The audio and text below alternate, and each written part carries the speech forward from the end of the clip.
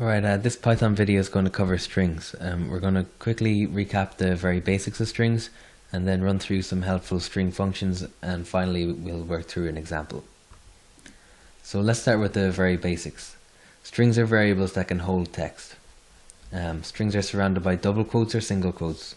It doesn't matter whether you use double quotes or single quotes, but there is one catch to it.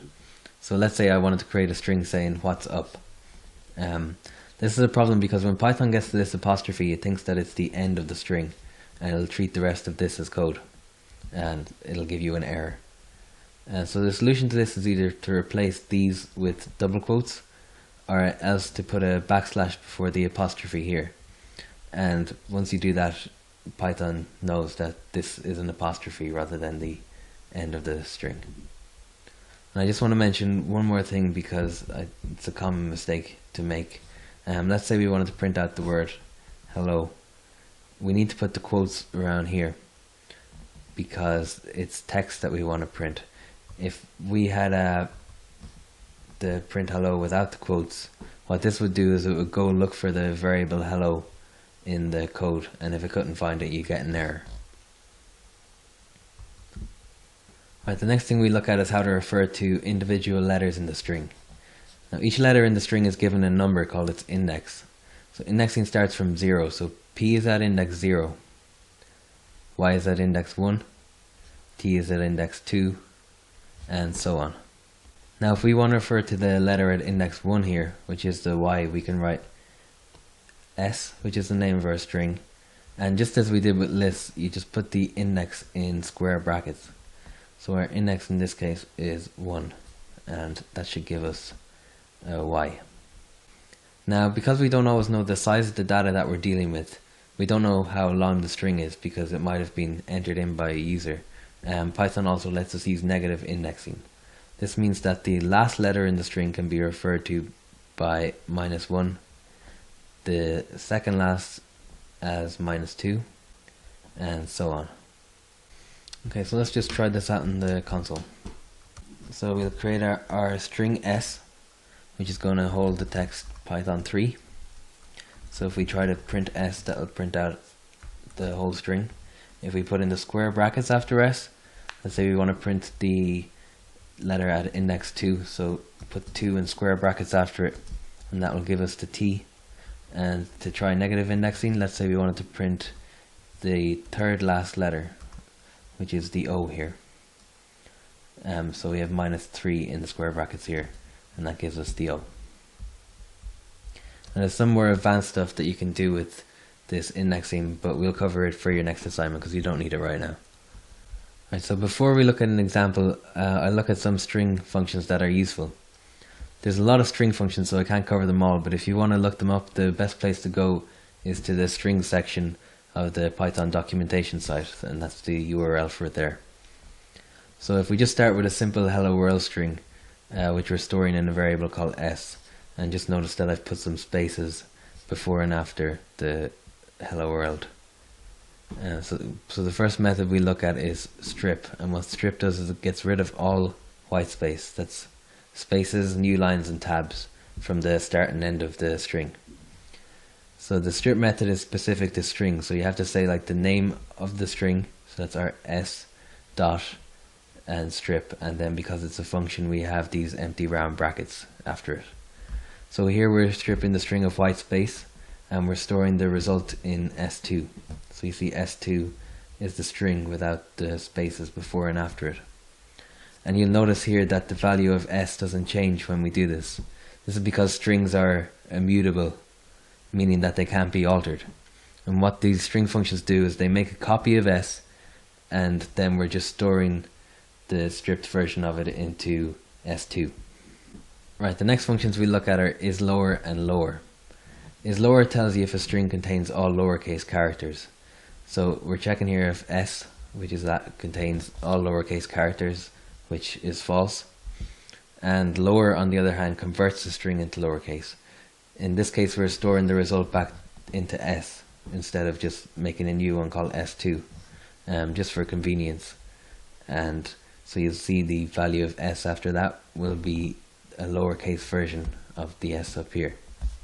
is upper and upper are the equivalent for uppercase. In this case we're checking if S7, so the letter at index 7 in S, so 0, 1, 2, 3, 4, 5, 6, 7 is an uppercase letter, and that'll give us true. Right, the last two functions we look at are len and split. Len gives us the number of characters in a string, including the spaces, so including these leading and trailing spaces here. Now len is a built-in Python function. It's not specific to strings. It works for lists and other data structures. So rather than saying s.len like you do with other methods, we have to say len of s. Right, and finally we look at the split method.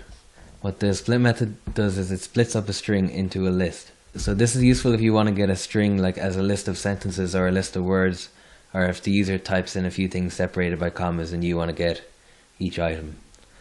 So you have to give split one argument, which is a string, and that tells split which character you want to split the string by. In this case we're splitting words by the full stop character, and what that does is it'll take this string, split it up into a list, and give us this list here. Before we cover some more advanced topics that will be useful for assignment 7, I'll run through a short example that touches on the concepts we've seen so far. The example reads, ask the user to enter a number of words separated by commas. Print out each word in uppercase followed by the length of the word. The first part of this is straightforward. We can use the input function to ask the user to please enter comma separated words. Since we need to refer to what they've typed in later on, we need to store this result in a variable, which I'll call words. In the next part we're asked to do some stuff with each word that they've typed in. The simplest way to get each individual word is to use the string split method by saying words, which is the name of our string, dot split, and that will split the string into a list of strings. In the brackets of split we give split a string which tells it which character we want to split by. In this case commas delimit each word, so we're going to split the words by a comma. Finally, since we'll need it later, we store the split words into a variable which I will call word list. Now just to see how we're getting on with that, I'll print out word list and run the program. So I'll type in some comma separated words here, and this is the value of word list at that point. And I'll copy this into the program and leave it as a comment so that you can use it for reference later. So our word list is 3 strings, each representing one word that the user has typed in, list item by item. We can do that using a for loop. So the syntax again is for item in list. In this case the name of our list is word list, and we'll call each item word. So for each word in the word list. Now everything we want to do for each item in the word list has to be indented in here. In our case we want to just print out the uppercase version of the word. So we can convert the word to uppercase using the upper method and store that in a variable that we call upper word, and then just print out that variable. Right, so if we just run that program and type in the words again, you'll see that it prints out each word in word list converted to uppercase. Now there is one problem here. We have a space here before the is and a space before CT112, and they're printing out as well, which we don't really want to happen. So we can use the strip method that we covered earlier to get rid of the white space at the start and the end of the string. Now rather than putting it in a separate variable, we can just tag it onto the end of this.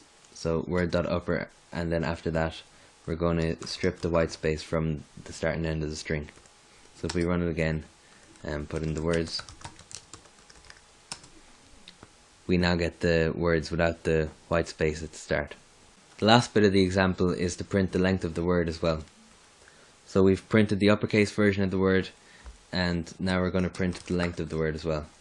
So we use the len function, which is a built-in Python function, and we tell it that the string we're getting the length of is called upper word. If we run this one more time, and now we're printing out each word in uppercase followed by the length of the word. I'll just run through one other thing that could be useful for your assignment. You saw in the list section of your course that you can use a for loop to loop through the list items one by one. Now Python likes to use the one syntax for different things, so we can also use the for loop to go through the letters in a string one by one. So the syntax here is for item in string. In this case, string here is S, and item, we can call it whatever we want. I'm going to call it letter here because it's relevant in this case. Now all of the code that we want to do for each letter in the string is indented in here, so it's got to go in there. So if we just wanted to print out each letter in the string, we could just write print letter in here. And then this print statement would run whatever number of times and print out each letter of S. Okay, we'll just finish up the lesson with a short example of looping. The example here is write a program which counts the number of occurrences of the lowercase letter I in the following string. And the string is the one we've been working with all the way through this video, which is S equals, this is CT112. Now the first thing we'll need here is a variable to store how many times we find an I in the string. So we'll call this I count and start it off at 0. Now we're going to go through the string letter by letter.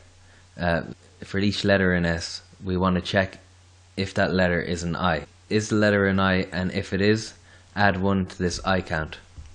So each time we find a letter I, we're adding 1 to this variable I count here, and then at the end of our program, whatever is an I count should correspond to the number of I's in this string here.